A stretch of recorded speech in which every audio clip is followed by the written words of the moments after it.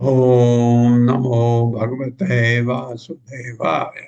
ओम नमो नमो भगवते भगवते वासुदेवाय। वासुदेवाय। ओम नमो भगवते वासुदेवाय। ओम ओम नमो नमो भगवते भगवते वासुदेवाय। वासुदेवाय।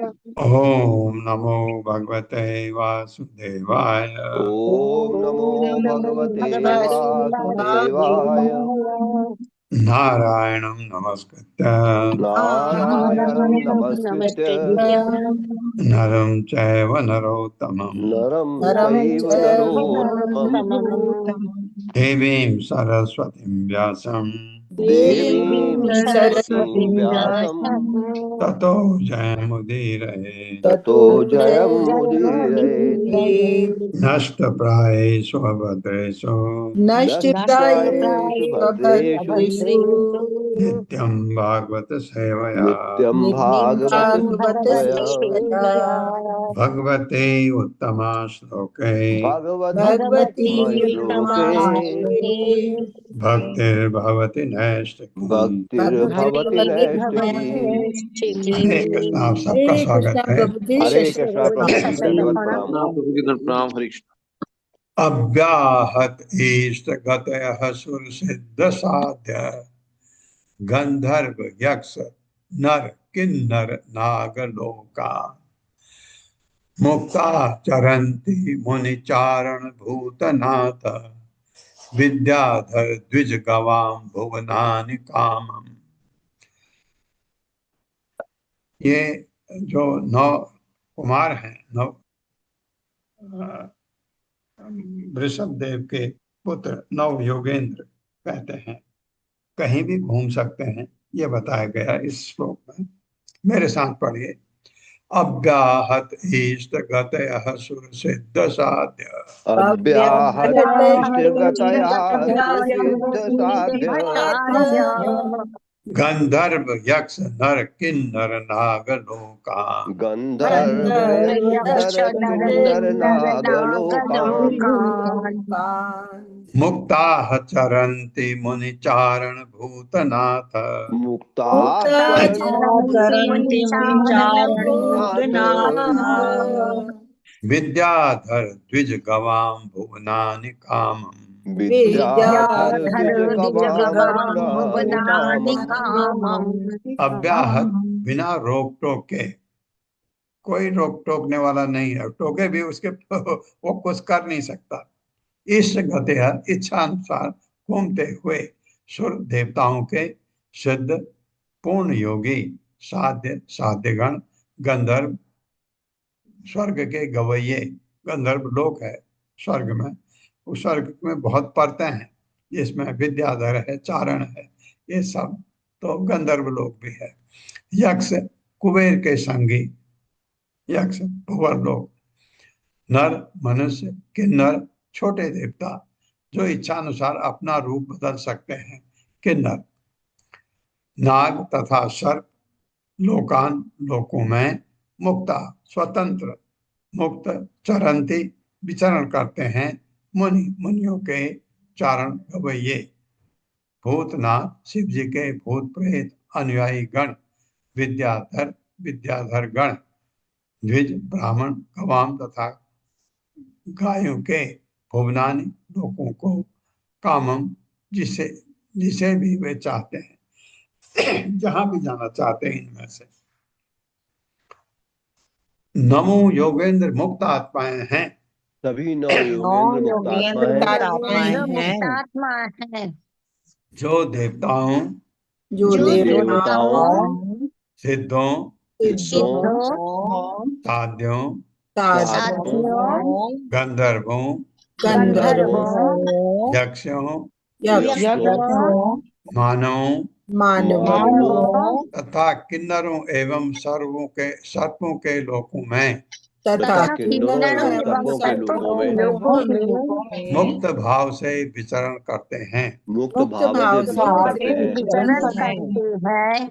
उनके मुक्त विचरण को उनके उनकी मुक्त उनके विचरण को मुक्त विचरण को विचरण को कोई संसारी शक्ति रोक नहीं सकते। कोई कोई संसारी कोई शक्ति रोक संसारी नहीं शक्ति सकती। रोक शक्ति रोक नहीं नहीं सकते। सकती। और वे अपनी इच्छा अनुसार और वे और अपनी वे इच्छा अपनी अनुसार इच्छानुसार मुनियों, मुनियों, देवदूतों, देवदूतों, शिव जी के भूत प्रेत अनुयायियों, शिव शिव जी जी के के भूत भूत प्रेत प्रेत अनुयायियों, अनुयायियों, विद्याधरों, विद्याधरों, विद्याधरों, ब्राह्मणों तथा गौों के लोक में विचरण कर सकते हैं। ब्राह्मणों तथा गायों के लोक में गौओं विचरण के कर लोकों सकते में हैं। विचरण कर सकते हैं। हाँ, ये यहाँ तक तो ठीक है। जो ब्राह्मण और गौ के इनके लोक के बारे में मैं देखूंगा क्या है, ब्राह्मणों का लोक कहाँ से आ गया। ब्राह्मण तो यही है, गाय भी यही है इनके। देखिए, गाय तो आपके स्वर्ग में भी है और गाय वैकुंठ में भी है, तो ये माना जा सकता है। ब्राह्मण, हाँ, ब्राह्मण भी है, ठीक है, ब्राह्मण भी है वहाँ, ठीक है, दोनों के हो सकता है। स्वर्ग में तो है ही, और वैकुंठ में तो ब्राह्मण का मतलब आपके वैष्णव वैष्णव है वहाँ, शुद्ध वैष्णव, जिसे हम ब्राह्मण कहते हैं, जो सतोगुण में होते हैं, उसकी बात कर रहा हूं मैं। वो वैकुंठ में नहीं होते क्योंकि वहां तो शुद्ध सत्व वाला ही जा सकता है। लेकिन सूर्य भी गाय वहां भी है और स्वर्ग में भी गाय हैं। ये लोग जहां भी, मतलब ये कहने का मतलब है, क्लियर हो गया, जहां जाना चाहें वहां जा सकते हैं, कोई संसारी शक्ति उनको रोक नहीं सकती। ये नव योगेंद्र, आपने इनकी तस्वीर देखी थी, याद करिए, जब हमने 18 दिन की भगवत गीता पढ़ी थी, उसमें एक पिक्चर थी नव योगेंद्र को दिखाते हुए। हरे कृष्णा प्रभु जी। हरे कृष्णा। जी माँ, जी माता प्रभु जी। जी, पल्लवी माता जी को को होस्ट बना दीजिए। हाँ। त एकदा निमेह सत्रम उपजग्मुहु यदृच्छया वितायमानं ऋषिभिः अजना अजनाभे महात्मनः। मेरे साथ, त एकदा निमेह सत्रम एकदा एकदानिमेषम् जग्मुहु यदृच्छया जगमुयदृच्छया वितायमानं ऋषिभिः वितायमानं वितायमानं ऋषिभिः ऋषिभिः अजनाभे महात्मनः। अजनाभे अजनाभे महात्मनः। महात्मनः। ते वे एकदा, एक बार, निमि, राजा निमि के, सत्रम, सोम यज्ञ में, उपजग्मुहु, पहुंचे। हाँ, ये चित्र दिखाया था उनके, जो यज्ञ चल रहा था वहां वो आए थे। वो पिक्चर 18 दिन की भगवत गीता में दिखाई थी, एक स्लाइड थी। यदर्च्छया, इच्छा अनुसार, वितायमान, ले जाए जाकर, ऋषि भी, ऋषियों द्वारा, अजनाभे, अजनाब भारतवर्ष का प्राचीन नाम, अजनाम वर्ष, महात्मा, महात्मा के। एक बार वे अजनाब में, यानी हमारे पृथ्वी में, पृथ्वी का पूर्ववर्ती नाम, एक पहला बार नाम वे था। अजनाब में अजनाम में पृथ्वी का हाँ, पूर्ववर्ती नाम भारतवर्ष का पहला नाम था, पहले अजनाम वर्ष। एक बार वे अजनाम में, एक बार बार वे वे अजनाब अजनाब में में अजनाब में महाराजा निमि के यज्ञ में पहुंचे, महाराजा निमि के महाराज यज्ञ में पहुंचे, यज्ञ में पहुंचे, जो महर्षियों की देख रेख में संपन्न किया जा रहा था। जो जो जो महर्षियों की देख रेख महादेव में की संपन्न देख किया रेख जा में रहा था। किया जा रहा था। हाँ, निमि जो है वैदेह के राजा थे, मिथिला, मिथिला जिसे आप कहते हैं। और मेरे ख्याल से वो पहले ही राजा थे मिथिला के, जिनको जनक नहीं कहा जाता। जनक एक टाइटल है, पदवी है। अ, जब राजा जनक मिथिला के राजा बने, उसके बाद जो भी राजा बना उसको जनक बोला जाता था। ये शायद पहले राजा थे मिथिला के। तो बहुत अच्छा लगता है, बहुत ही अच्छी कथा चल रही है, क्योंकि जनक महान विद्वान थे, वैदिक शास्त्र में पारंगत। और आपने देखा वो 12 महाजनों में एक थे जनक। और उससे पहले भी जितने राजा थे, आप देखें, राजा निमि का वर्णन चल रहा है, कितना सुंदर।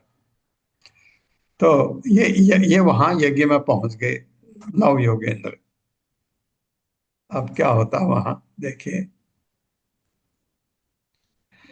तान् दृष्ट्वा सूर्यसंकाशान् महाभागवतान् नृप यजमानो अग्नयो विप्राः सर्व एव उपस्थिरे। मेरे साथ, तान् दृष्ट्वा सूर्यसंकाशान् तान् दृष्ट्वा सूर्यसङ्काशान् महाभागवतान् नृप महाभागवतान् नृप यजमानो अग्नयो विप्राः यजमानो नयो सर्व एव उपतस्थिरे। तान उनको दृष्टवा देखकर सूर्य सूर्य संकाशा तेज में स्पर्धा कर रहे, ऐसे चमक रहे थे। महाभागवतान भगवान के शुद्ध भक्तों को नृप, हे राजा वसुदेव। अब ये कथा एक्चुअली नारद सुना रहे हैं वसुदेव को। नारद वसुदेव को सुना रहे हैं, वो कथा चल रही। हे राजा वसुदेव, इसलिए कहा क्योंकि राजा आता तो हमको परीक्षित याद आते हैं यहाँ पर, क्योंकि वसुदेव ने नारद को कहा कि मोक्ष का रास्ता बताओ मेरे को, तो वो उनको कथा सुना रहे हैं। यजमान, यज्ञ संपन्न करने वाला निमि महाराज, अग्नय अग्निया विप्रा ब्राह्मणगण सर्वे सभी लोग एवं भी उपस्थित सम्मान में खड़े हो गए। जैसे नव योगेंद्र आए, इतने बड़े बड़े विद्वान वहां जो यज्ञ करने के लिए बैठे थे, देख करके ही खड़े हो गए। ऐसा ऐसा ऑरा होता किसी में, इतना तेज होता है किसी में, वो उसको देख के ही खड़े हो जाते हैं। ये ऐसा आपने कहाँ सुना? जब दक्ष आया था, शिवजी भी बैठे थे, दक्ष में इतना तेज था, दक्ष जैसे आया सब खड़े हो गए शिव जी के अलावा। तो उसी समय दक्ष शिव जी से नाराज हुआ, ये मेरे लिए क्यों नहीं खड़ा हुआ, वो जबकि शिव जी उसके ससुर है। ये गलती दक्ष से हुई थी, क्योंकि उसका ऑरा इतना तेज था दक्ष का कि जितने बड़े बड़े लोग थे सब खड़े हो गए उसको देख करके। यहाँ पर भी नव योगेंद्र, इनकी दो बातें अलग है। ये भगवान के भक्त हैं, इनकी तुलना दक्ष से नहीं कर सकते। दक्ष भी भक्त हैं, लेकिन वो नहीं संसारी। ये संसारी नहीं है, ये ऐसे हैं जो सबका कल्याण करने वाले हैं। ये किसी को गाली गुस्सा नहीं, वो चीज तो पहले ही छोड़ चुके हैं। भौतिक कलमश इनमें तो सवाल ही नहीं होता। भौतिक कलमश तो बहुतों में नहीं होता, लेकिन इनके लेवल के का होना बहुत ही बड़ी बात है। तो सब खड़े हो गए। हे राजन, हे राजन, ये राजन जो है वसुदेव है, तेज में सूर्य की बराबरी करने वाले, तेज में सूर्य की बराबरी करने वाले उन भगवत भक्तों को देखकर, उन भगवत भक्तों को देखकर वहां पर उपस्थित सबके सब वहां पर उपस्थित सब यज्ञ संपन्न करने वाले, यज्ञ संपन्न करने वाले ब्राह्मण तथा यज्ञ की अग्नियां भी, ब्राह्मण तथा यज्ञ की अग्नियां हाँ, अग्नि को अगर आप पर्सोनिफाइड माने तो सम्मान में उठकर खड़े हो गए। सम्मान में उठकर खड़े हो गए। खड़े हो गए। हाँ, कितना सुंदर वर्णन चल रहा है, गदगद हो गया हृदय। विदेहतान अभिप्रेत्य नारायण परायणान प्रीतः संपूजयाम चक्रे आसनस्तान यथा अर्हतः। मेरे साथ विदेह विदेह विसर्ग आएगा। विदेह तान अभिप्रेत्य विधेय नारायण परायणान् नारायण परायणान् प्रीतः संपूजयाम चक्रे प्रीतः संपूजयां चक्रे आसनस्तान यथा अर्हतः। आसनस्थान विदेह निमि महाराज, विदेह विदेह के राजा निमि, मिथिला के, तान उनको, अभिप्रेत पहचान कर, क्योंकि वो भी कोई भी भगवान का भक्त है ऐसों को एकदम पहचान लेता है। पहचान कर नारायण परायण, भक्तों को जिनका एकमात्र लक्ष्य नारायण थे, प्रीतः प्रसन्न, संपूजयाम चक्रे, पूरी तरह से उनकी पूजा की, भाग्यशाली हो गए, वो आ गए इनके यज्ञ में, आसन स्थान बैठाए गए, यथा अर्हतः, जो जिस योग्य था उनको उसी के अनुसार ये अपना स्थान दिया। मेरे साथ पढ़े, राजा विदेह राजा विदेह यानी निमि यानी निमि समझ गए कि समझ गए कि नौ मुनि भगवान के परम भक्त थे, सभी नौ मुनि के परम भगवान के महान भक्त थे। इसलिए उनके शुभ आगमन से इसलिए उनके शुभ आगमन से अत्यधिक प्रफुल्लित होकर, अत्यधिक प्रफुल्लित होकर हाँ, उनके लिए इससे खुशी की बात क्या हो सकती है, इतने महान भक्त उनके यज्ञ में उपस्थित हो गए होकर उन्होंने उन्हें उचित आसन प्रदान किया उन्होंने उचित आसन प्रदान किया और उचित ढंग से पूजा की, और उचित ढंग से पूजा की। जिस तरह कोई भगवान की पूजा करता है। जिस तरह कोई भगवान की पूजा पूजा करता है। हाँ, उनकी पूजा करना भगवान की पूजा करना, क्योंकि वो भगवान के परम भक्त हैं। तात्पर्य, हरे कृष्णा। संदीप प्रभु जी पढ़िए प्लीज। हरे कृष्णा प्रभु जी, धन्यवाद, प्रणाम। हरे कृष्णा सभी को। तात्पर्य शिला प्रभुपाद जी के विनीत सेवकों द्वारा शिला प्रभुपाद जी की जय। यहाँ पर यथार्थ शब्द महत्वपूर्ण है। श्रील विश्वनाथ चक्रवर्ती ठाकुर के अनुसार इसका अर्थ यथोचितम अर्थात उचित शिष्टाचार के अनुसार है। यहाँ स्पष्ट उल्लेख हुआ है कि नवो योगेंद्र नारायण पारायण थे, अर्थात भगवान श्री नारायण या कृष्ण के परम भक्त थे। अतएव यथार्थ शब्द सूचित करता है कि राजा ने नवो मुनियों की पूजा आदर्श वैष्णव शिष्टाचार के अनुसार की। परम वैष्णव की पूजा के लिए शिष्टाचार को विश्वनाथ चक्रवर्ती ठाकुर ने साक्षात धरित्वेन समस्त शास्त्रे शब्दों द्वारा व्यक्त किया है। इसका अर्थ है कि भगवान की पूर्णतया शरणागत होने से उच्चस्थ वैष्णव को भगवान की इच्छा का पारदर्शी माध्यम मान लेना चाहिए। चैतन्य चरितामृत में यह कहा गया है कि भगवान के शुद्ध भक्तों की एक क्षण भी संगति मिलने से जीवन की सारी सिद्धि प्राप्त हो सकती है। इसलिए जैसा कि प्रीता शब्द से सूचित होता है, राजा निमि मुनियों के शुभागमन से अति प्रमुदित थे। अतएव उन्होंने उनकी उसी तरह पूजा की जिस तरह भगवान की पूजा की जाती है।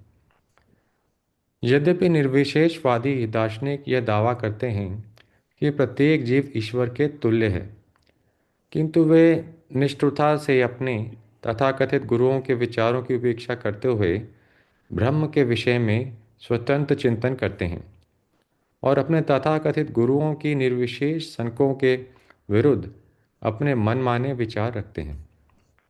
दूसरे शब्दों में, यद्यपि मायावादी निर्विशेषवादी दावा करते हैं कि हर कोई ईश्वर है, किंतु भगवान के शाश्वत रूप तथा लीलाओं की सत्यता को ठुकरा कर वे अंततः भगवान के प्रति अपराध मूलक प्रवृत्ति का प्रदर्शन करते हैं।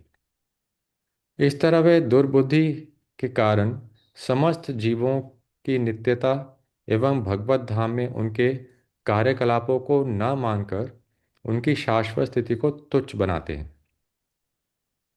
निर्विशेषवादी अपनी कपोल कल्पनाओं द्वारा भगवान तथा उनके अंश रूप जीवों को पद को नाम रहित, रूप रहित, प्रकाश में परिणत करने करके घटाना चाहते हैं, जो उनके मनोरथ के अनुसार पर ब्रह्म है। किंतु वैष्णव जन भगवान का स्वागत करते हैं और सरलता से समझ जाते हैं कि असीम भगवान को इस जगत में पाए जाने वाले बद्ध ससीम संसारी व्यक्तियों से कुछ भी लेना देना नहीं होता। ये निर्विशेषवादी दंभपूर्वक ये कल्पना कर बैठते हैं कि उनमें वर्तमान अनुभव के परे कोई दिव्य या असीम व्यक्ति नहीं है। किंतु वैष्णवजन बुद्धिमान होने से समझते हैं कि हमारे सीमित अनुभव के परे भी अनेक अद्भुत वस्तुएं हैं।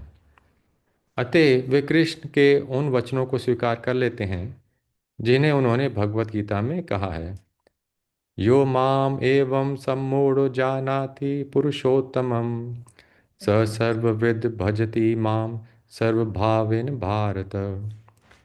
जो कोई भी मुझे संशय रहित होकर पूर्ण पुरुषोत्तम भगवान के रूप में जानता है, वह सब कुछ जानने वाला है।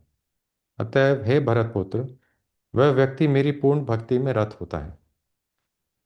इसी संदर्भ में श्रील प्रभुपाद कहते हैं कि जीव तथा भगवान की स्वाभाविक स्थिति के बारे में अनेक दार्शनिक ऊहापोह करते हैं।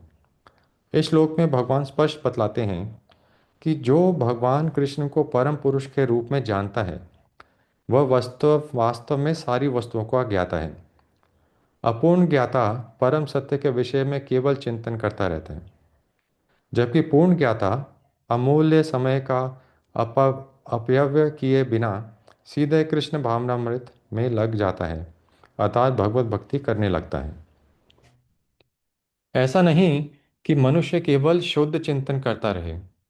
मनुष्य को विनीत भाव से भगवत गीता को सुनना चाहिए कि सारे जीव सदैव भगवान के अधीन हैं। जो भी इसे समझ लेता है, वही कृष्ण के कथनानुसार वेदों के प्रयोजन को समझता है, अन्य कोई इसे नहीं समझता। इसलिए नवो योगेंद्रों जैसे परम भक्त भगवान की सर्वोपरिता सदैव स्वीकार करते हैं, जैसा कि यहाँ पर नारायण पारायण शब्दों द्वारा व्यक्त हुआ है। राजा निमि वैष्णव थे, अतएव उन्होंने महर्षियों की पूजा उसी सम्मान के साथ की जिस सम्मान से वे भगवान की पूजा करते, जैसा कि यथार्थ शब्द में दिखलाया गया है।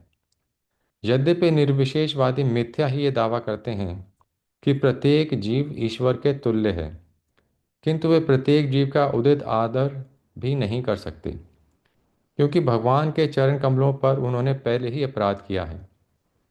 उनकी तथाकथित पूजा, यहाँ तक कि उनके गुरुओं की भी पूजा अंतोतोगत्वा स्वार्थपरक और अवसरवादी होती है। जब कोई निर्विशेषवादी यह कल्पना करता है कि वह ईश्वर बन गया है, तो फिर उसे अपने तथाकथित गुरु की कोई आवश्यकता नहीं रह जाती। किंतु वैष्णव जन तो भगवान की सर्वश्रेष्ठता स्वीकार करने से समस्त जीवों को, विशेष रूप से उन परम भाग्यशाली जीवों को जिन्होंने भगवान के चरण कमलों की शरण ले रखी है, नित्य आदर प्रदान करने के लिए इच्छुक और तत्पर रहते हैं। वैष्णव द्वारा भगवान के प्रतिनिधि की पूजा स्वार्थपरक या अवसरवादी नहीं होती, अपितु भगवान तथा उनके प्रतिनिधियों के प्रति शाश्वत प्रेम की अभिव्यक्ति होती है, जैसा कि प्रीतः शब्द द्वारा यहाँ सूचित होता है। अतएव यह इस श्लोक से स्पष्ट है कि न केवल ऋषभदेव के नवम पुत्र, अपितु स्वयं राजा निमि भी निर्विशेषवाद की कृत्रिम एवं सीमित कल्पना के विरुद्ध भगवान के महान भक्त थे। हरे कृष्ण प्रभु, धन्यवाद। ये लास्ट लाइन आपकी है बहुत अच्छी, क्योंकि बहुत कितनी खुशी हो रही है मुझे कि ये तात्पर्य तो प्रभुपाद के विनीत सेवकों द्वारा लिखा गया। बिल्कुल ऐसा लगता है जैसे प्रभुपाद ने लिखा है, क्योंकि प्रभुपाद जैसे आप देखिए इस तात्पर्य में निर्विशेष बातों का कोई जिक्र ही नहीं है, भगवान के भक्तों का जिक्र है, लेकिन लेकिन पूरा तात्पर्य निर्विशेष बात पर दे रखा है इन्होंने। प्रभुपाद भी ऐसा ही करते थे, जहां मौका मिलता था वो उनको कंडेम करने की प्रभुपाद ने पूरी कोशिश की है। ऐसा प्रभुपाद के दुश्मन थे वो? नहीं। ये कहा था चैतन्य महाप्रभु ने, ये अपराधी हैं। उन्होंने कहा था जो भगवान के रूप को नहीं मानते वो अपराध करते हैं। प्रभुपाद आपने देखा जहां भी मौका मिलता था उनको निर्विशेष बात को कंडेम करने के लिए। यह इन भक्तों ने भी, प्रभुपाद के विनय सेवकों ने, ये पूरा तात्पर्य में आपका एक एक लाइन सुन रहा था तो उसमें निर्विशेष बात ऐसा गलत, क्योंकि निर्विशेष बात कहते हैं हम भगवान बन गए। अगर भगवान बन गए तो गुरु तो गए बाढ़ में, गुरु तो कहाँ रहे, फिर तो आप भगवान बन गए। तो ये बहुत अच्छा समझाया है, लेकिन हमें उनसे कुछ लेना देना नहीं। हम तो कहते हैं ये ऋषभ देव के 9 पुत्र भगवान के परम भक्त थे, और राजा निमि भी निर्विशेष बात के विरुद्ध थे, और वो भी भगवान के महान भक्त थे। बहुत आनंद आ रहा सुनने में। तान रोच मानान स्वरुचा ब्रह्मपुत्र उपमान नव प्रपच्छ परम प्रीतः प्रसय अवनतो नृपः।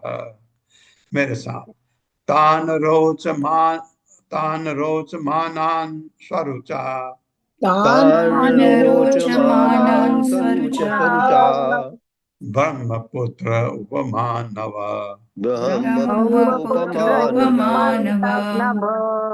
प्रपच्छ परम प्रीतः प्रपच्छ परमप्रीतः प्रसय अवनतो नृपः। प्रश्रयावनतो नृपः। तान उनको रोज माना चमकते हुए स्वरुचा अपने ही तेज से, इतना तेज था उनके मुंह में, ब्रह्मपुत्र उपमान ब्रह्मा के पुत्रों के समान। कौन पुत्र है वो? कुमार, 4 कुमार। 9 प्रपच्छ पूजा परम प्रीता आनंद विभोर प्रसय विनय पूर्वक अवनतः नमस्कार किया नृपः राजा ने। दिव्य आनंद से विभोर होकर दिव्य आनंद से विभोर होकर राजा ने विनय पूर्वक राजा ने विनय पूर्वक अपना शीश झुकाया शीश झुकाया और तब 9 मुनियों से प्रश्न पूछना शुरू किया। और तब 9 मुनियों से प्रश्न पूछना शुरू किया। हाँ, बहुत ये प्रश्न ये बहुत इम्पोर्टेंट इसलिए है कि क्या किया जाए। तो वसुदेव ने नारद मुनि को पूछा, नारद ने कहा मैं आपको कथा सुनाता हूँ। तो इससे पता लग जाता है कि हम कितने भाग्यशाली हैं, हमको ये सुनने को मिल रहा है। उन्होंने प्रश्न पूछे, ये 9 महात्मा अपने ही तेज से चमक रहे थे और इस प्रकार से ब्रह्मा के पुत्रों अर्थात 4 कुमारों के समान प्रतीत हो रहे थे। ब्रह्मा के पुत्रों अर्थात 4 कुमारों के समान प्रतीत हो रहे थे। हाँ, वो भी भगवान के परम भक्त हैं, और वो भी बहुत, उनमें भी बहुत तेज है। ये तात्पर्य माता जी। हरे कृष्णा। ललिता माता जी पढ़िए प्लीज। हरे कृष्ण माता जी, हरे कृष्ण। श्रील प्रभुपाद जी की जय। तात्पर्य श्रील प्रभुपाद जी के शिष्यों के द्वारा श्रील श्रीधर स्वामी ने यह इंगित किया है कि स्वरुचा शब्द यह बतलाता है कि 9 योगेंद्र अपने आध्यात्मिक तेज से चमक रहे थे, अपने आभूषणों या अन्य कारण से नहीं। परमात्मा अर्थात भगवान कृष्ण समस्त प्रकाश के आदि स्रोत हैं। उनका दैदीप्यमान शरीर उस सर्वव्यापी ब्रह्म ज्योति का स्रोत है, जो असंख्य ब्रह्मांडों को आश्रय देने वाला अनंत दिव्य ज्योति है। यस्य प्रभा प्रभवतो जगदंड कोटि। आत्मा भी भगवान का अंश होने से आत्म तेजवान है। वस्तुतः भगवत धाम की प्रत्येक वस्तु आत्म तेजवान है, जैसा कि भगवत गीता 15.6 में कहा गया है। न तद्भासयते सूर्यो न शशांको न पावकः यद्गत्वा न निवर्तन्ते तद्धाम परमं मम। यह पहले भी कई प्रकार से बतलाया जा चुका है कि नव योगेंद्र भगवान के शुद्ध भक्त थे। पूर्णतया कृष्ण भावना भावित जीव होने से स्वभावतः उनसे आत्मा का प्रखर तेज बाहर निकलता रहता है, जैसा कि स्वरुचा शब्द से सूचित है। श्रील श्रीधर स्वामी ने यह भी इंगित किया है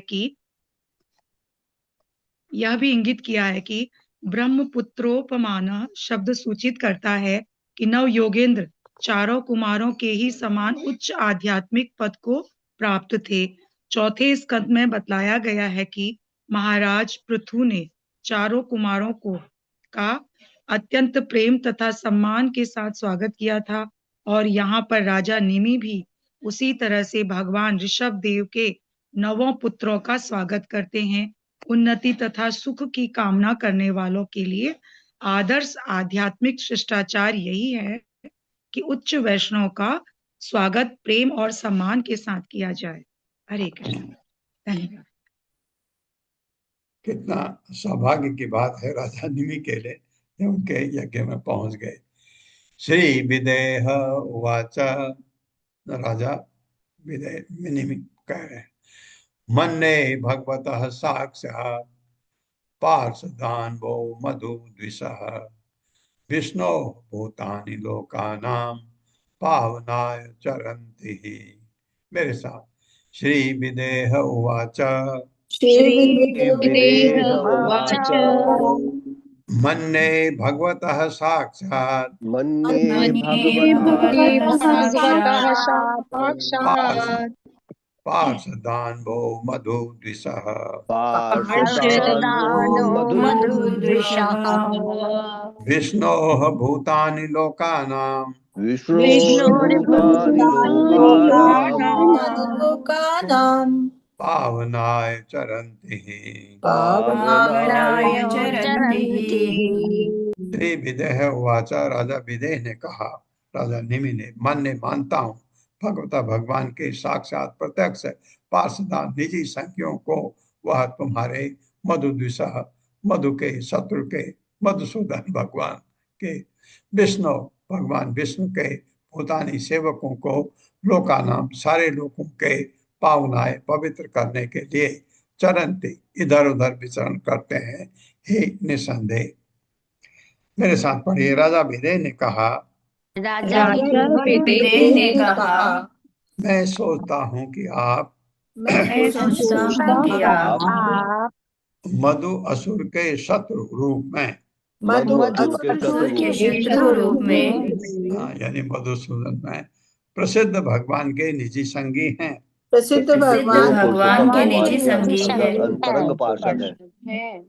दरअसल दरअसल भगवान विष्णु के शुद्ध भक्त, भगवान विष्णु के शुद्ध भक्त ब्रह्मांड भर में किसी स्वार्थवश नहीं, किसी स्वार्थवश नहीं, अपिस्तु समस्त बद्ध जीवों को अपितु समस्त बद्ध जीवों को पवित्र करने के निमित्त पवित्र करने के निमित्त विचरण करते रहते हैं। विचरण करते रहते हैं। हाँ, जिन्हें आप कहते हैं प्रापशकाचार्य, प्रवशकाचार्य, जो संत ऐसे घूमते हैं लोगों के भलाई के लिए, लोगों को ज्ञान देने के लिए, कैसे तुम्हारा कल्याण हो। वो किसी का बुरा चाहते ही नहीं। बिल्कुल ऐसे आते हैं भगवान के भक्त, नारद याद आते हैं, बस उसी लेवल उसी तरह के हैं ये भी। तात्पर्य माता जी। हरे कृष्णा। चिरंजीत प्रभु जी पढ़िए प्लीज। हरे कृष्ण प्रभु जी, हरे कृष्ण माता जी, धन्यवाद प्रणाम। तात्पर्य, शिल्प उपाध की अनुजाई धारा, शिल्प उपाधि की जय। राजा निमि महर्षियों के दिव्य कार्यों की प्रशंसा करते हुए उनका स्वागत करते हैं।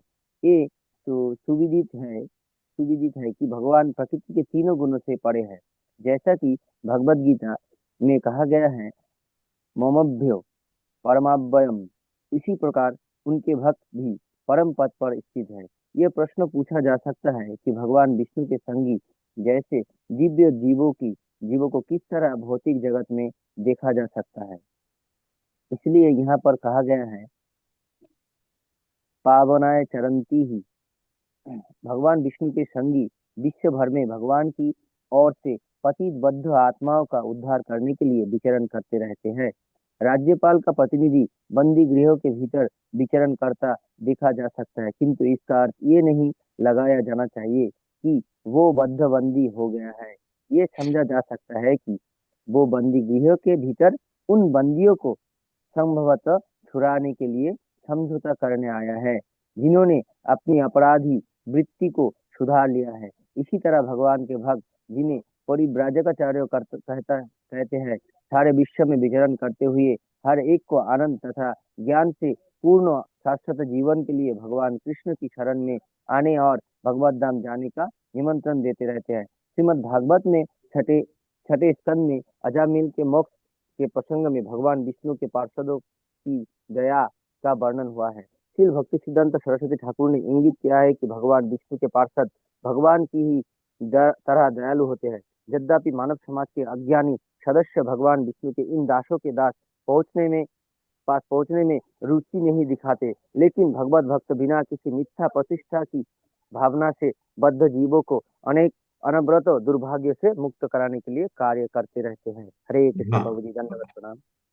तो भाग्य की बात है भाग्य की बात है और भगवान की कृपा है, तभी आप ये उनको समझ सकते हैं। निमि ने एकदम देखा, कितने खुश हो गए। निमि यज्ञ कर रहे थे, इतने महान भगवान के भक्त आ गए, नारायण परायण, जो उन्होंने उनका स्वागत किया। तो ये बहुत ही गर्व की बात होती है, बहुत ही ये हमारे कर्मों के फल होते हैं कि कोई भगवान का शुद्ध भक्त हमारे घर में आ जाए, अपना पैर हमारे घर में रखे, तो कितने हमारा घर शुद्ध हो जाता है। दुर्लभो मानुषो देहो देहिनां क्षणभंगुरः तत्रापि दुर्लभम मन्ये वैकुंठ प्रिय दर्शनम।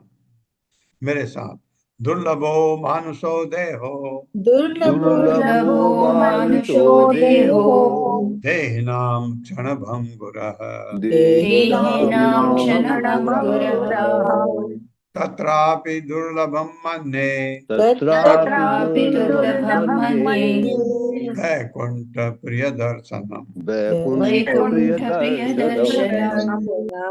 दुर्लभी प्राप्त करना कठिन, मनुष्य का देह शरीर, मनुष्य का शरीर मिलना कितना कठिन है। देह नाम देहधारी के लिए क्षण भंगुर, किसी भी क्षण विनष्ट हो जाने वाला, तत्र उस मनुष्य शरीर में अभी भी दुर्लभम प्राप्त करना अधिक कठिन मैं मानता हूँ। वैकुंठ प्रिय, जो वैकुंठ भगवान वैकुंठ को अत्यंत प्रिय हैं, उनके दर्शन को मेरे साथ पढ़िए। बद्ध जीवों के लिए मनुष्य शरीर प्राप्त करना सबसे अधिक कठिन है। हाँ, कब आप नीचे खिसक जाओ पता नहीं लगता है और फिर 84 लाख में घूमते रहो। इसलिए मनुष्य योनि प्राप्त करना, योनि में जो जीव योनियां हैं वो सबसे कठिन है, और यह किसी भी क्षण नष्ट हो सकता है। और ये किसी भी क्षण नष्ट हो सकता है। किंतु मैं सोचता हूँ कि जिन्होंने मनुष्य जीवन प्राप्त कर भी लिया है, जिन्होंने मनुष्य जीवन प्राप्त कर लिया है, एक तो इतना कठिन मनुष्य जीवन मिलना कर लिया, तो उनमें से बिरले ही उन शुद्ध भक्तों की संगति प्राप्त कर पाते हैं, जो वैकुंठ के स्वामी को अत्यंत प्रिय हैं। हाँ, आप देखिए, आप लोग, हम लोग जितने क्लास में हैं, कितने भाग्यशाली हैं जो ये सुन पा रहे हैं। तो लोग, और जो इतने इतने करोड़ 150 करोड़ पहुंचने वाले, उनमें से बहुत कम हैं जिनका ये भाग्य है। ये भगवान की कृपा नहीं है उनके ऊपर, ये नहीं सुन पा रहे। हम नौ योगेंद्र को नहीं देख सकते क्योंकि हम तो तब थे ही नहीं, लेकिन हम उनके बारे में सुन रहे हैं। ऐसा लग रहा है जैसे वो सामने बैठे हैं, निमि हैं, लोग यज्ञ में बैठे हैं और सामने कल्पना कर रहे हैं। ऐसा ऐसा कैसे उन्होंने नमस्कार किया होगा, कैसे पूजा किया होगा, ये मन में आ रहा है। ये कितने बड़े भाग्य की बात है हम लोगों के लिए। तात्पर्य माता जी। हरे कृष्णा। ललिता माता जी पढ़िए प्लीज। माता जी मैंने सॉरी, पढ़ लिया, दोबारा पढ़ूं हाँ क्या? सॉरी, सोनिया अग्रवाल माता जी। हरे कृष्ण माता जी। श्रील प्रभुपाद जी की जय। तात्पर्य श्रील प्रभुपाद जी के आशीर्वाद से। श्रील श्रीधर स्वामी के अनुसार देही नाम शब्द का अर्थ है बहवो देहा भवन्ति येषाम ते, बद्ध जीव जो असंख्य भौतिक शरीर धारण करते हैं। कुछ मनमाने चिंतकों के अनुसार मनुष्य जीवन को प्राप्त जीव कभी भी पशु या वृक्ष योनि में नीचे नहीं गिरेगा, किंतु इस महत्वाकांक्षी विचार के बावजूद सच्चाई यह है कि अपने वर्तमान कार्यों के अनुसार ईश्वर के नियमों द्वारा हमारी उन्नति होगी या पतन होगा। आजकल मानव समाज में जीवन के स्वभाव के बारे में कोई स्पष्ट या सही ज्ञान नहीं है। मूर्ख वैज्ञानिकों ने अबोध लोगों को यह विश्वास दिलाने के लिए अत्यंत जटिल पारिभाषिक शब्द एवं सिद्धांत गढ़ रखे हैं कि जीवन का उद्भव रासायनिक क्रियाओं से होता है। श्रील प्रभुपाद ने अपनी पुस्तक जीवन का स्तोत्र जीवन में इस धोखाधड़ी की पोल खोली है और यह इंगित किया है कि यद्यपि विज्ञानी लोग जीवन को रसायनों से उत्पन्न मानते हैं, किंतु वे रसायनों की अनंत मात्राओं द्वारा एक कीट तक भी नहीं बना सकते। वस्तुतः जीवन तथा चेतना आत्मा के लक्षण है। श्रील प्रभुपाद ने अपनी पुस्तक जीवन का स्तोत्र जीवन में कहा है, जीवित प्राणी एक शारीरिक रूप के से दूसरे में चले जाते हैं। ये रूप पहले से विद्यमान रहते हैं। जीव केवल स्थानांतरित होता है, जिस तरह मनुष्य एक मकान से दूसरे में स्थानांतरित हो जाता है। पहला मकान प्रथम श्रेणी का है, दूसरा द्वितीय श्रेणी का और तीसरा तृतीय श्रेणी का। मान लीजिए कि कोई व्यक्ति निचली श्रेणी के मकान से प्रथम श्रेणी के मकान में आता है। व्यक्ति वही रहता है, लेकिन अब अपने खर्चे करने की क्षमता के अनुसार अर्थात कर्म के अनुसार वह उच्चतर मकान में जा सकता है। असली विकास का अर्थ शारीरिक विकास नहीं, अपितु चेतना का विकास होता है। प्रत्येक योनि में चेतना होती है और यही चेतना जीव का लक्षण है, जो पूर्ण पुरुषोत्तम भगवान की उत्कृष्ट शक्ति है। 84 लाख योनियों में से होकर चेतन जीव के देहांतरण के इस आवश्यक पक्ष को समझे बिना दुर्लभो मानुषो देह, मानव जीवन अत्यंत दुर्लभ है जैसे शब्द समझ में नहीं आ सकते। अब लोगों को इस अनिवार्य ज्ञान से वंचित रखा जा रहा है। वे मनुष्य योनि के नीचे की 80 लाख योनियों में जा गिरने के खतरे से अवगत नहीं है। यह स्वाभाविक ही है कि मनुष्य प्रगति के विषय में सोचे। हम अनुभव करना चाहते हैं कि हमारा जीवन प्रगति पर है और हम अपने जीवन की गुणवत्ता को सुधार रहे हैं। इसलिए लोगों को यह बतलाया जाना अत्यावश्यक है कि मूल्यवान मनुष्य जीवन का दुरुपयोग न हो और वे यह समझे कि मानव जीवन जो सबसे बड़ा सुअवसर प्रदान कर सकता है वह कृष्ण भावनामृत को ग्रहण करना है। जिस प्रकार पृथ्वी पर रहने के विभिन्न क्षेत्र उच्च, मध्यम तथा निम्न श्रेणियों में बटे हुए हैं, उसी तरह ब्रह्मांड में उच्च, मध्यम तथा निम्न ग्रह है। योगाभ्यास से अथवा धार्मिक कर्मकांडों द्वारा मनुष्य अपने आप को इस ब्रह्मांड के उच्चतर लोकों में स्थानांतरित कर सकता है। दूसरी ओर धार्मिक सिद्धांतों की उपेक्षा करने से वह निम्न ग्रह में चला जाता है। किंतु भगवान श्री कृष्ण ने श्रीमद् भगवद गीता में घोषित किया है, आ ब्रह्म भुवनाल लोकाः पुनरावर्तिनो अर्जुन। इस तरह अंत में निष्कर्ष यह निकलता है कि भौतिक ब्रह्मांड के भीतर प्रत्येक ग्रह अनुपयुक्त तथा अपर्याप्त निवास स्थान है, क्योंकि प्रत्येक ग्रह में वृद्धावस्था तथा मृत्यु के मूलभूत दोष पाए जाते हैं। किंतु श्री भगवान हमें आश्वासन देते हैं कि भौतिक जगत से परे अत्यंत दूरी पर स्थित श्री भगवान के दिव्य धाम में जीवन शाश्वत, आनंदमय तथा ज्ञान युक्त है। यह भौतिक जीवन क्षणिक, दुखदायी तथा अज्ञान से भरा है, किंतु आध्यात्मिक जगत, जिसे वैकुंठ कहते हैं, शाश्वत, आनंदमय तथा ज्ञान से परिपूर्ण है। मनुष्य का अत्यंत विकसित मस्तिष्क ईश्वर द्वारा प्रदत्त एक उपहार है। अतएव हम शाश्वत तथा नश्वर में अंतर करने के लिए अपनी बुद्धि का प्रयोग कर सकते हैं। जैसा कि श्रीमद् भगवद गीता में कहा है कि ना सतो विद्यते भावो ना भावो विद्यते सतः उभयोरपि दृष्टोऽन्तः त्वनयोस्तत्त्वदर्शिभिः। तत्वदर्शियों ने यह निष्कर्ष निकाला है कि पदार्थ का तो कोई स्थायी अस्तित्व नहीं होता, जबकि आत्मा का अस्तित्व सदैव बना रहता है। विद्वान दृष्टाओं ने इन दोनों की प्रकृति के अध्ययन द्वारा यह निष्कर्ष निकाला है। जिन्होंने भगवान तथा उनके धाम को जीवन के चरम लक्ष्य के रूप में स्वीकार किया है, वे वैकुंठ प्रिय कहलाते हैं।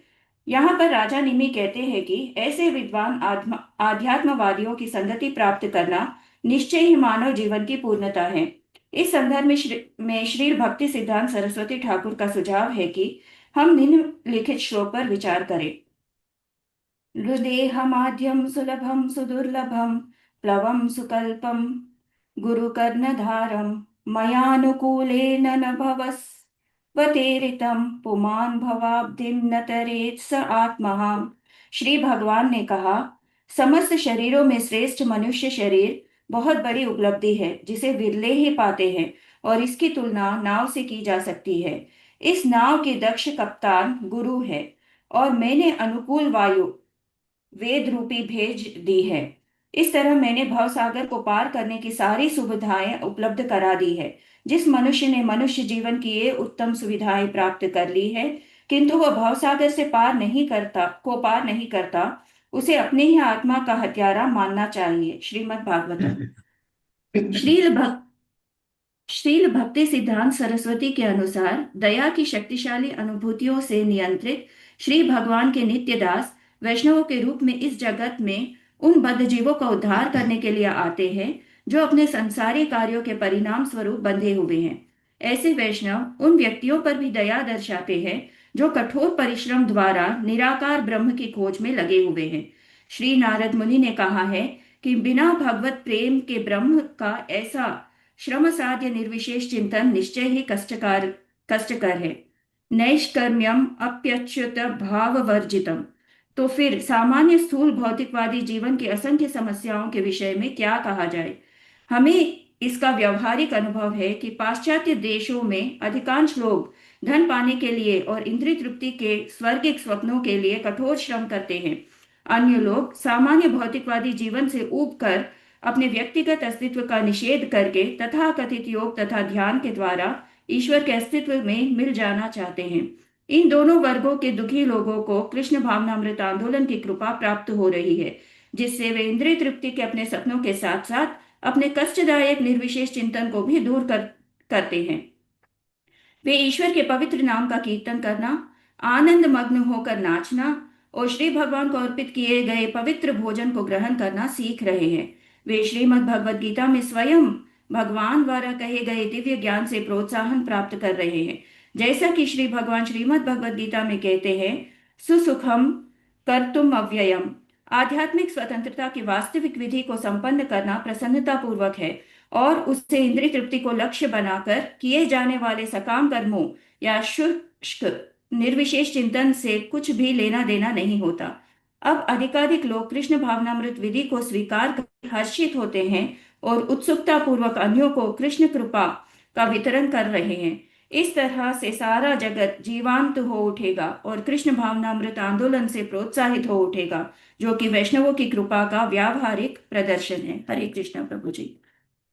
इतना सुंदर लिखा है, और ये सुविधा दे दी प्रभुपाद ने, ऐसा बना दिया। इसके बाद भी अगर हमारी समझ ना आए तो कितना दुर्भाग्य है हमारा। मनुष्य यौन मिली, भगवान कह रहे हैं नाव दे दी सागर पार करने के लिए, और उपयुक्त हवा भी दे दी। अब तो तुम्हारी गलती है अगर नहीं तुम पार कर सकते। का मतलब आपको नाविक भी चाहिए, वो नाव चलाने वाला। पार कैसे करोगे? वो कौन है नाव चलाने वाला? भवसागर को पार आपको कराने वाला गुरु। तो गुरु चाहिए जो हमको उस पार करा सके। तो ये बहुत सुंदर तात्पर्य पढ़ने को मिला। आपका सौभाग्य है और हमारा सौभाग्य है, हमको सुनने को मिला। अत आत्यंतिकं क्षेमं पृच्छामो भवतो अनघा संसारे अस्मिन् क्षण अर्धो अपि सत्संगः सेवधिः नृणाम्। मेरे साथ, अत आत्यंतिकं क्षेमं अत आत्यन्तिकं क्षेमम् पृच्छामो भवतो अनघा पृच्छामो पुनः संसारे अस्मिन् क्षण अर्धो अपि संसारे क्षणार्धोऽपि सत्संगः सेवधिः नृणाम्। सत्संगाशेवधिर्नृणाम्। अतः इसलिए आत्यंतिकम परम क्षेमम कल्याण प्रच्छाम पूछ रहा हूँ भवतः आपसे अनगा, हे पाप रहित संसारे जन्म मुक्ति के चक्र में अस्मिन एक क्षण, इस क्षण अर्थ आधा क्षण तक चलने वाले अपि ही सत्संग भगवत भक्तों की संगति सेवधि महान कोश निधि नृणाम मनुष्य का। अतएव हे अनघो, हे अनुभव, मैं आपसे पूछता हूँ कि मैं आपसे आपसे पूछता हूँ कि कृपा करके मुझे बताएं कि कृपा करके मुझे ये बताएं कि परम कल्याण क्या है। परम कल्याण क्या है। कल्याण क्या है। ये प्रश्न है। इस जन्म मृत्यु के जगत में, इस जन्म मृत्यु के जगत में शुद्ध भक्तों के साथ शुद्ध भक्तों के साथ आधे क्षण की भी संगति आधे क्षण की भी संगति किसी मनुष्य के लिए अमूल्य निधि है। किसी मनुष्य के लिए अमूल्य नहीं है। ये अगर आपने पाया, भगवान का शुद्ध भक्त पाया, तो कितने भाग्यशाली हैं आप समझ सकते हैं। और आप कितने भाग्यशाली हैं हम लोग कि हमको भगवान के शुद्ध भक्तों से सुनने को मिलता है। ये भगवान के शुद्ध भक्त थे प्रभुपाद, उनके विनीत सेवक, उतने शुद्ध वही लिख रहे हैं जैसे प्रभुपाद लिखते थे। बिल्कुल तात्पर्य माता जी। हरे कृष्णा। सुमध्या गोपी देवी दासी माता जी। सुमध्या गोपी देवी दासी माता जी, अनम्यूट कीजिए। माता जी अनम्यूट कीजिए। हरे कृष्णा। हरे कृष्णा माता जी, अनम्यूट हो नहीं पा रहा था जी। प्रिय माता जी। सभी को सादर प्रणाम। हरे कृष्णा। शील प्रभुपाद जी की जय। तात्पर्य शील प्रभुपाद जी के विनीत भक्तों द्वारा। इस श्लोक में शेवदी शब्द अत्यंत महत्वपूर्ण है। इसका अर्थ है महान खजाना या निधि। जिस तरह सामान्य व्यक्ति सहसा कोई खजाना पाकर हर्ष से उछल पड़ता है, उसी तरह बुद्धिमान व्यक्ति भगवान के शुद्ध भक्त की संगति पाकर पुलकित हो उठता है, क्योंकि इससे मनुष्य अपने जीवन को सफल बना सकता है। शील जीव गोस्वामी के अनुसार आत्यंतिकम क्षेमम अर्थात परम कल्याण शब्द उस स्थिति के सूचक है जिसमें तनिक भय स्पर्श तक नहीं कर सकता। अब हम जन्म, वृद्धावस्था, रोग, मृत्यु के चक्र में संसारे फंसे हुए हैं। चूंकि हमारी सारी स्थिति क्षण भर में ध्वंस हो सकती है, अतएव हम निरंतर भयभीत रहते हैं। किंतु भगवान के शुद्ध भक्तगण इस भौतिक जगत से हमें मुक्त करने के लिए व्यवहारिक विधि बतला सकते हैं, जिससे हम सभी प्रकार के भयों को दूर कर सकते हैं। शील विश्वनाथ चक्रवर्ती ठाकुर के अनुसार आतिथ्य को चाहिए कि सामान्य शिष्टाचार के नाते आए हुए अतिथि की कुशल क्षेम तुरंत पूछे, किंतु भगवान के आत्मतुष्ट भक्तों से ऐसा प्रश्न करना ठीक नहीं है, क्योंकि ये भक्त स्वयं ही समस्त कल्याण के दाता हैं। शील विश्वनाथ के अनुसार राजा जानता था कि इन मुनियों से उनके कार्यकलापों के विषय में पूछना व्यर्थ है, क्योंकि भगवत भक्तों का एकमात्र कार्य जीवन के चरम लक्ष्य को प्राप्त करना है। भगवत गीता के अनुसार जीवन का लक्ष्य अपने को जन्म मृत्यु के चक्र से मुक्त करके ईश्वर के नित्य दास के रूप में आध्यात्मिक आनंद के पद पर अपने को पुनः स्थापित करना है। भगवान के शुद्ध भक्त संसारिक कार्यों में अपना समय नहीं गवाते। कभी कभी वैष्णव प्रचारक के मूर्ख संबंधी गण पश्चाताप करते हैं कि ऐसे दिव्य प्रचारक ने अपने जीवन का उपयोग भौतिक कार्यों के लिए क्यों नहीं किया, और इस तरह आध्यात्मिक जीवन का अभ्यास करने से इतना सारा धन खोया गया।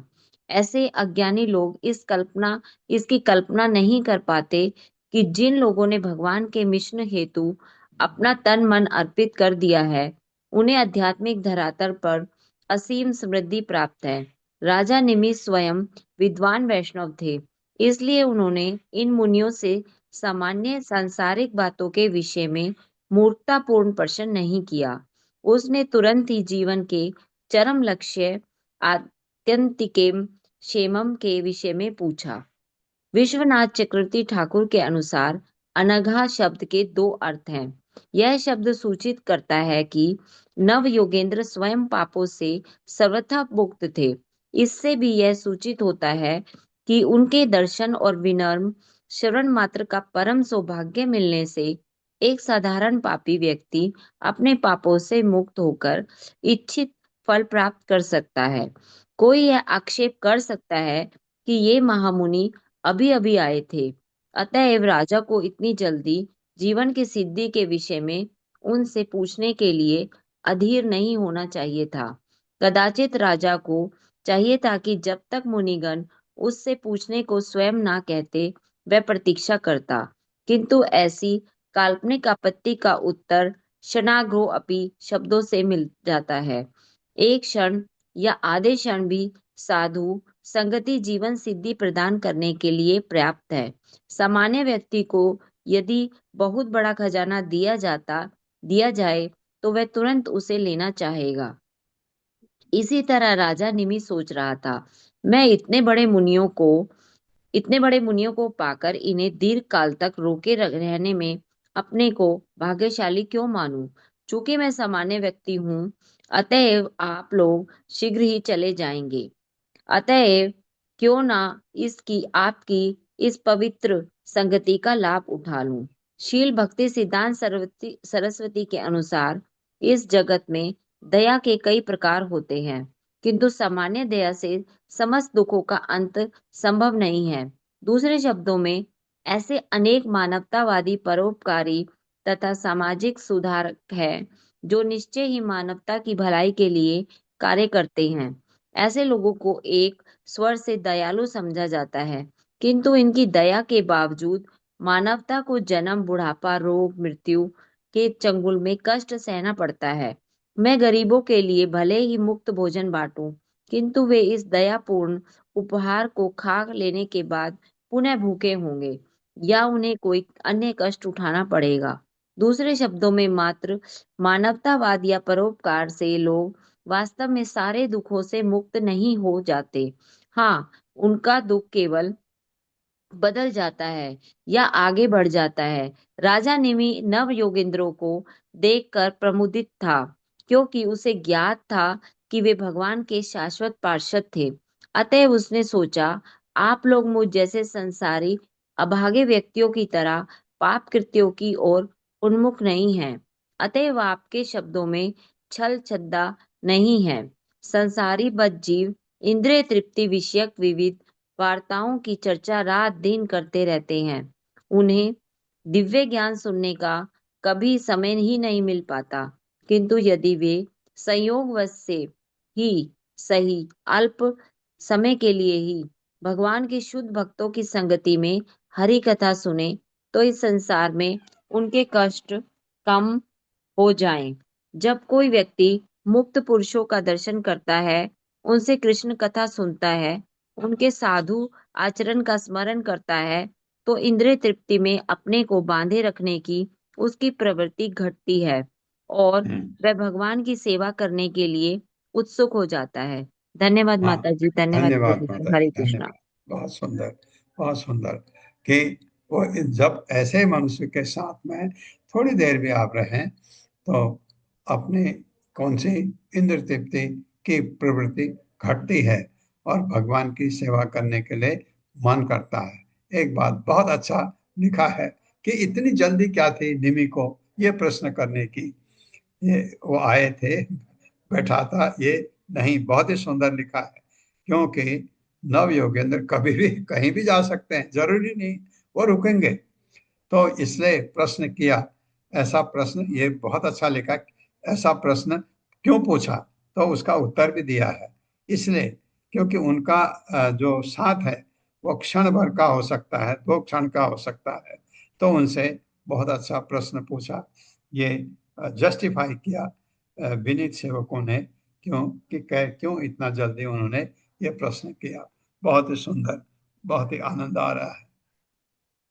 ओम अज्ञानतिमिरान्धस्य ज्ञानाञ्जनशलाकया चक्षुरुन्मिलितं तस्मै श्रीगुरवे नमः। नमः विष्णुपादाय कृष्णप्रेष्ठाय भूतले श्रीमते भक्तिवेदांत स्वामिनिति नामिने। नमस्ते सरस्वती देवे गौरवाणी प्रचारिणे निर्विशेष शून्यवादी पाश्चात्य देशतारिणे। जय हो श्री कृष्ण चैतन्य प्रभु नित्यानंद श्री अद्वैत गदाधर शिवासादि गौर भक्त वृंद। हरे कृष्णा कृष्ण कृष्ण हरे हरे, हरे राम राम राम हरे हरे। रूमा माता जी, कुछ आपको कहना है? हरे कृष्ण प्रभु जी, धन्यवाद प्रणाम प्रभु जी।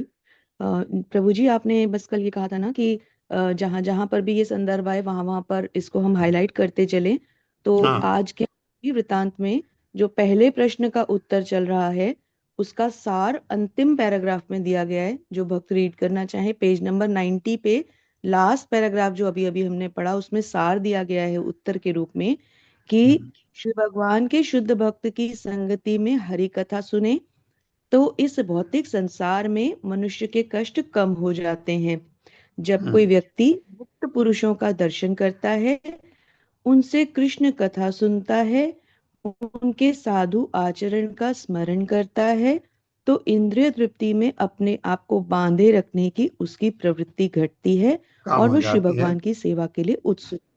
बहुत बहुत सुंदर, बहुत तो ये सुंदर। पहले प्रश्न क्योंकि का जहाँ जहाँ आएगा प्रभु जी हाईलाइट करते रहिए। हाँ, ठीक है, जी आप प्रभु बता, मेरे को रोक सकते हैं आप जब आगे आएगा, अभी तो शायद नहीं आएगा इस अध्याय में। ये ये जो जी। प्रश्न की बात थी, बहुत सुंदर। पल्लवी माता जी, कुछ कमेंट है? हरे कृष्णा, दंडोत प्रणाम प्रभु जी। आप जैसे बोल रहे थे ना, बहुत आनंद आ रहा है, सच में आनंद बहुत आ रहा आनंद है आ हमें सुनकर। बहुत आनंद आ और रहा। आज के आज के श्लोकों में से जो सोए हुए आदमी को जगाने के लिए जो 2 श्लोक आए थे, दुर्लभो मानुषो देहो, और उसी के परपट में बहुत सुंदर श्लोक आया था, नृदेहम आद्यम सुलभम सुदुर्लभम। जो नृदेह जो मिला है वो सुदुर्लभ है मिलने के लिए, लेकिन उसमें भी अगर मिला है इतना सभी, और बीच में एक परपट में आया भी था कि अगर 4 लाख योनियां, जो मनुष्य योनि की जो 4 लाख है योनियां, तो उसमें अगर हमने उसका सही उपयोग नहीं किया तो नीचे के 80 लाख योनियां है उसमें गति हो सकती है।